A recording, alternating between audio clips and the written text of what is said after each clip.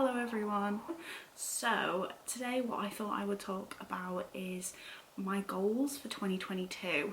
Now for 2021 I didn't really make many goals language wise because I had lots of other life things going on, so this year I haven't really been the best for language learning, but I've moved now, I have a new job and I'm kind of all settled. So for 2022 I really want to make some language goals that I can stick to and are reasonable, and hopefully that I can at least make some of them. Maybe not all of them, but hopefully at least some of them. I'm not going to start. I did at one point consider starting another language, decided against that, and it's probably for the best. I know some people like learning tons and tons of languages. The amount I'm doing now is well and truly enough. Like, I don't really have time to do it anymore. Plus I have some goals that I will talk about that I kind of want to progress further in the ones I'm learning rather than staying at like an A level. I want to get to like a higher level in those languages, so I'm going to try my best to focus on the ones that I'm already learning. So first thing is I really want to take the topic next year. I'm just going to do topic 1 now and aim for, I think it's like level 2 or whatever, because I know it goes up to 6, but just take the topic 1 and hope to get 2. I've been trying to like research it. I think I need to know between about 1,500 to 2,000 words, so I definitely need to up my vocab because I mainly use Talk to Me in Korean, which is incredible for grammar, but I do find that like the same words are used over and over. So if anybody has any good like vocab resources, please let me know because that would be really helpful. Taking the topic is something that I have been thinking about for a really long time, and I just keep putting it off every year. So that is something that is on my list to do next year. I'm hoping to do it probably, because there's normally 2 a year, one like in spring and one sort of autumn winter time.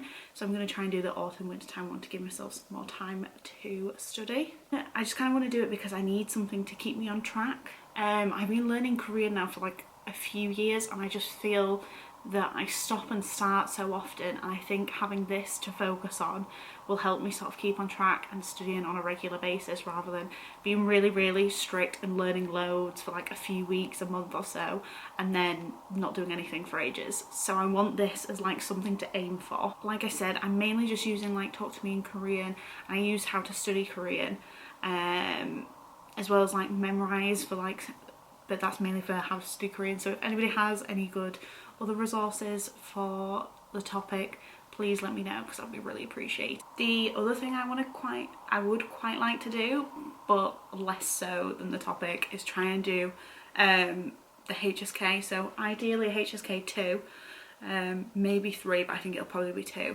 I've been learning Mandarin now for so long too, and I've wanted to do this. Well, I wanted to do that this year, but like I said, with moving to like a different city and things like that, it's just been really challenging.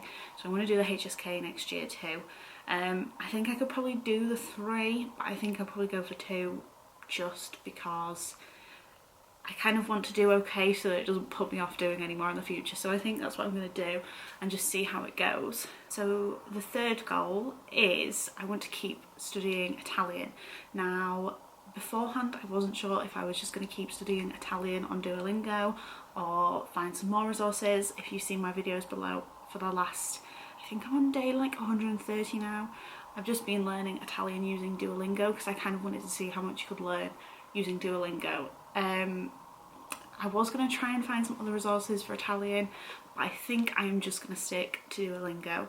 I'm not learning Italian for any particular reason. I'm just doing it for fun. So there's no like real need to learn loads. There's no real need to learn loads really quickly. So I just kind of want to keep it at this pace, and it's kind of fun at the moment and I'm enjoying it because there's no rush and there's no like sense that I need to know it. So I'm just enjoying just doing it this way.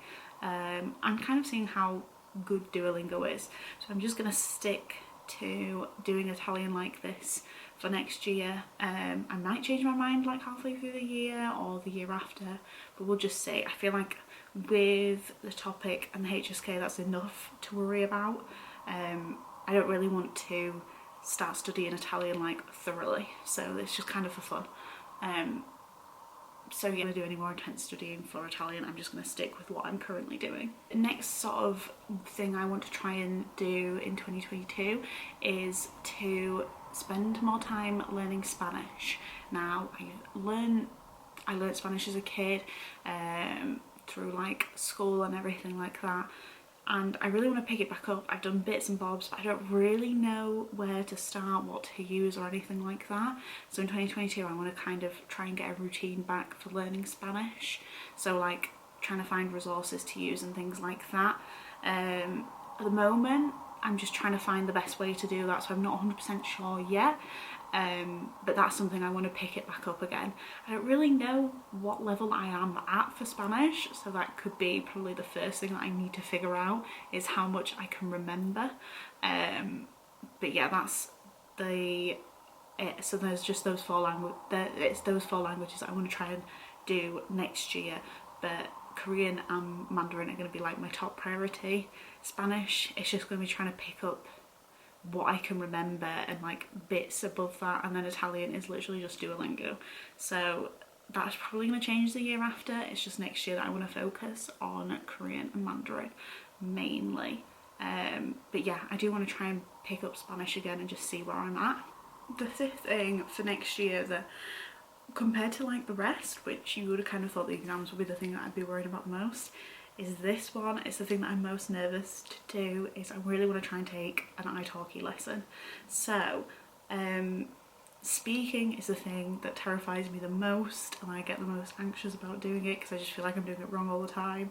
The thought of doing like listening and reading and stuff like that, I'm like, yeah, that's cool, but the thought of speaking is just, I really want to try and start taking some italki lessons next year, so I can practice my pronunciation mainly, and actually speaking to people. So that's one thing that I do want to start next year. I don't know when I'm going to do that, but hopefully sooner rather than later, because I feel like I'm more just putting it off because I'm a bit scared of what to do.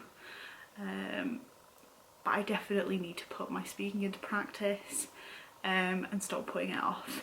I'm not quite sure what language I will try and do that in. It's probably going to be Korean, but I'm not 100% sure which language I'll pick for that yet. But that's definitely something, like above anything else, even if I only take like 1 or 2 lessons on italki, that's like my top priority for next year, just because I think the longer I put it off, the more nervous I'm getting. So yeah, that's one thing I definitely want to do. So they're like my 5 main things that I want to do next year. There may be some other bits, it might change depending on how things go, and how busy life gets or doesn't get next year, but they're like the top 5 things I kind of want to do next year. Let me know what your language goals are for 2022 and how you're going to achieve them, because I'd love to know. And if you have any resources for the topic, the HSK, or for Spanish, please leave them below because I could really use them. That would be great. But thank you for watching this video, and I will see you in the next one. Bye!